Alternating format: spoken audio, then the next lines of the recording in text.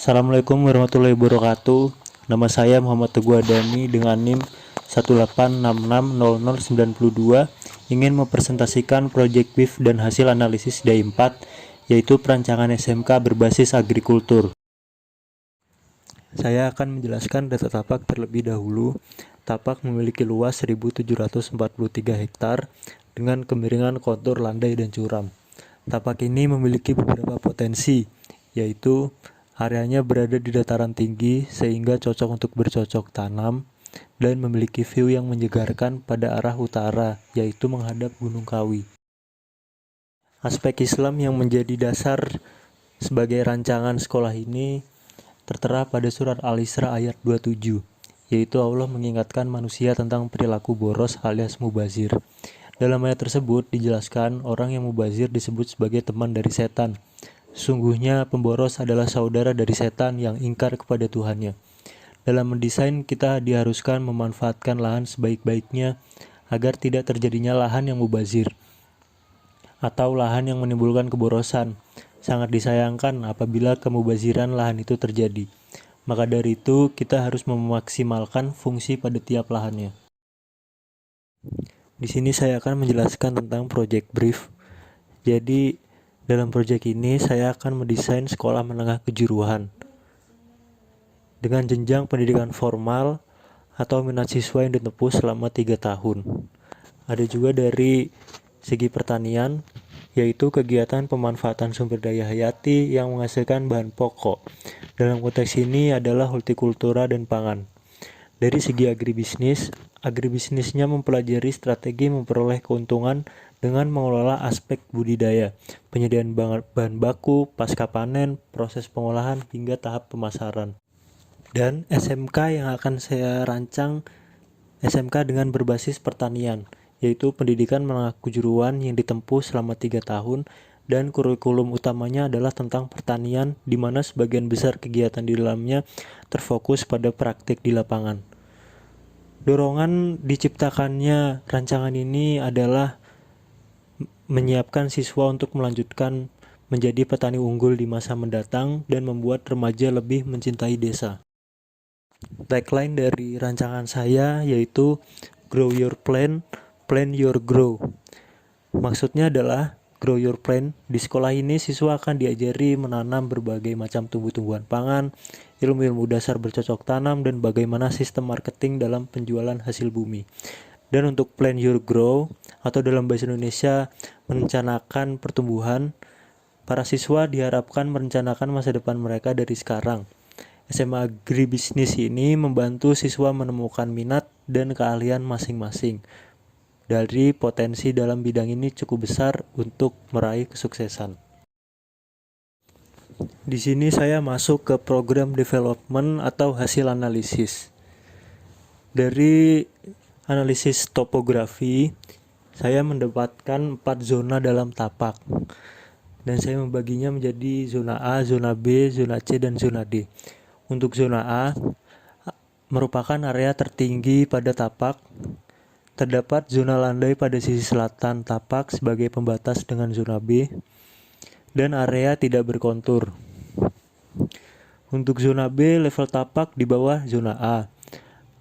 Area tidak berkontur tapi cenderung landai dan dibatasi dengan kontur yang cukup landai pada sisi barat, yaitu zona C. Untuk zona C, area mempunyai kelandaian dengan kemiringan 10%. Dan area ini digunakan sebagai kegiatan outdoor. Area pada zona ini berkaitan dengan area belajar dan bertani. Dan pada zona D, area dengan kondisi kontur paling curam.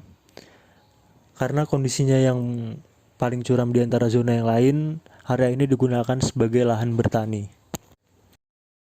Hasil analisis iklim, orientasi tiap masa mayoritas tidak menghadap timur. Hal ini dilakukan untuk menghindari paparan sinar matahari secara langsung. Dan pada sisi selatan ditambahkan beberapa vegetasi sebagai respon angin. Dan pada bagian selatan ditambahkan beberapa vegetasi sebagai respon angin yang datang dari area selatan. Sirkulasi drainase dialirkan menuju area berkontur dan area pertanian sebagai respon alami. Vegetasi yang digunakan sebagai respon penyerap air yaitu pohon pinang, tanaman vetiver, dan tanaman ketapang.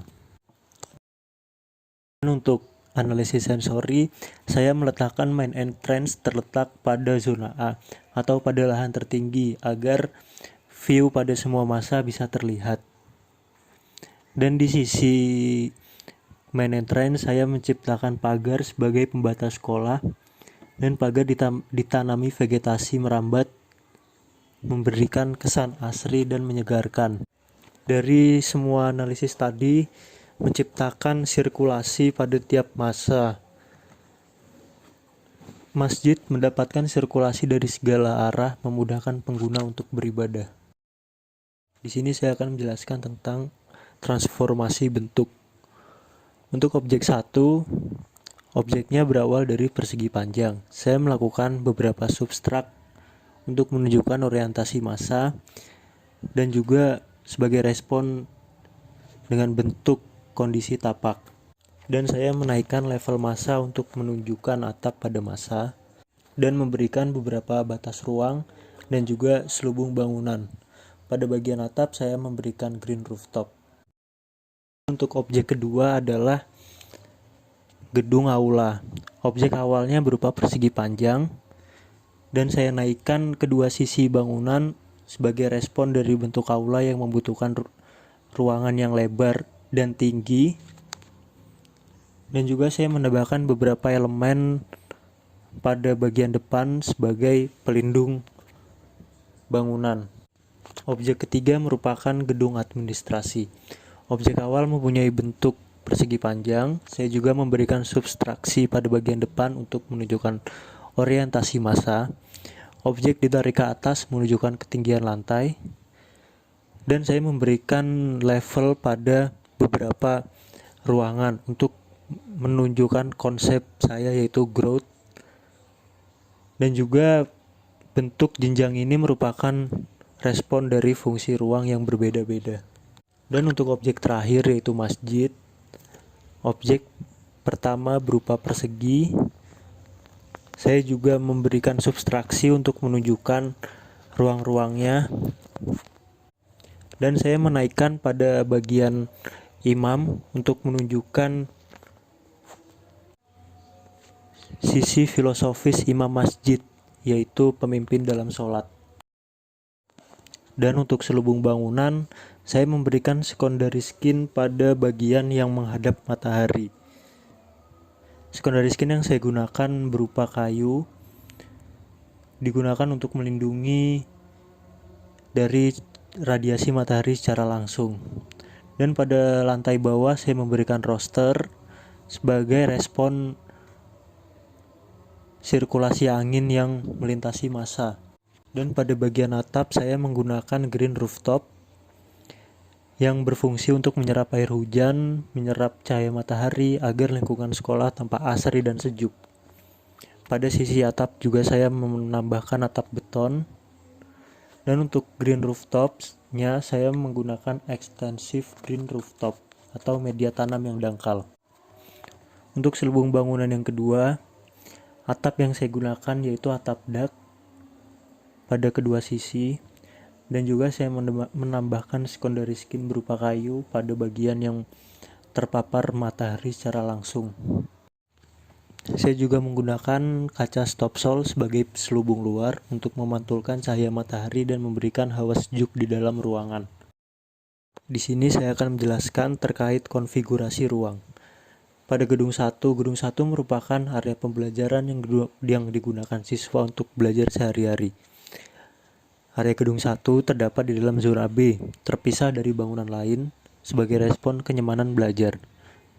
Pada ruangannya, untuk kelas, tiap kelas mempunyai luas 80 meter persegi dan terdapat toilet atau WC pada pojok ruangan. Dan untuk penghubung antara lantai 1 dengan lantai 2 saya menggunakan tangga. Dan juga diberikan sirkulasi lantai di depan kelas selebar 2,5 meter. Pada gedung 2 merupakan tempat penghubung aktivitas dari zona A dan zona B. Tempat beraktivitas mulai dari aktivitas publik seperti kantin dan ruang ekstra sampai semi privat, yaitu laboratorium, UKS, dan aula. Untuk kantin berada di lantai 1 agar lebih mudah dijangkau dan diletakkan di ujung agar tidak mengganggu ruangan yang lain. Untuk ruangan UKS dan ruangan ekstra berada di tengah agar lebih mudah dijangkau dari kedua sisi. Dan pada sisi paling ujungnya lagi terdapat laboratorium. Diletakkan jauh dari kantin sebagai respon bising yang membedakan ruang publik dengan ruang privat. Pada lantai 2 diciptakan aula karena area lebih luas dan ruangan kondisi bising juga lebih rendah. Berikut juga gambar sirkulasi dari lantai 2 dan juga lantai 1 yang dihubungkan menggunakan tangga. Pada bangunan ketiga yaitu ruangan administrasi yang berisi ruang guru, ruang kepala sekolah, ruang BK atau ruang konsul, toilet atau WC, lab komputer, ruang administrasi, lab biologi, dan perpustakaan.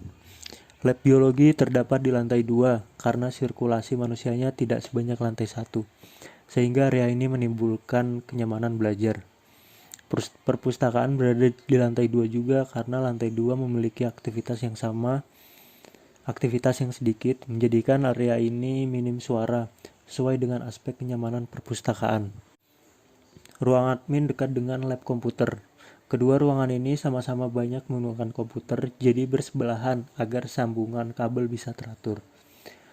Ruang BK berada di pojok ruangan karena ruangnya yang bersifat privat agar jauh dari publik. Sedangkan ruang kepala sekolah berada satu ruangan di dalam ruang guru, hanya dipisahkan dengan sekat sebagai tanda privasi. Pada bangunan terakhir yaitu masjid, sebagaimana fungsinya yaitu untuk area beribadah dan kegiatan agama. Terletak di tengah-tengah tapak agar mudah dijangkau dari segala zona tapak. Untuk konfigurasi ruangnya, pada area tempat wudhu dipisah antara laki-laki dan perempuan supaya mencegah kontak antara yang bukan muhrim. Dan untuk serambi dibuat mengelilingi masjid agar membuka sirkulasi menuju masjid dari segala arah. Dan pada area sholat dibagi menjadi 2 saf, laki-laki dan perempuan. Laki-laki berada di depan, sedangkan perempuan di belakang sesuai dengan anjuran hadis. Di sini saya akan menjelaskan tentang sirkulasi pengairannya atau utilitas. Saya mulai dari air bersih dan air hujan.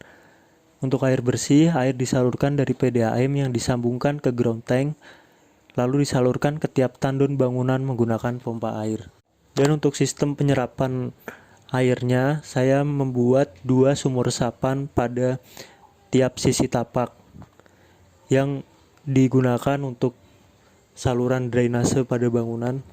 Dan untuk utilitas air kotor, saya membuat 1 septic tank untuk 1 bangunan. Dan juga untuk salurannya, sebelum air kotor menuju ke septic tank melalui manhole terlebih dahulu, agar bisa dibersihkan jikalau suatu saat terjadi mampet pada saluran. Dan untuk utilitas sambungan listrik PLN disalurkan terlebih dahulu ke MDP atau Main Distribution Panel untuk mengurangi tegangan listrik. Dan dari MDP disalurkan ke seluruh bangunan. Dan di sini saya akan menjelaskan tentang konsep desain saya. Konsep desain saya yaitu growth school, yang artinya pertumbuhan. Pertumbuhan merupakan proses yang dialami seluruh aspek dalam kehidupan. Konsep growth membawa filosofis bahwa kita semua pasti bertumbuh menuju ke arah yang lebih baik. Dan untuk konsep pada bentuknya, bentuk yang mewujudkan simbol pertumbuhan. Sesuai dengan kondisi tapak yang berkontur, tiap kontur memiliki elevasi secara fisik menggambarkan pertumbuhan. Dan pada konsep fungsi setiap bangunan diciptakan sebagai respon pengguna akan merasa lebih baik setelah memasuki gedung.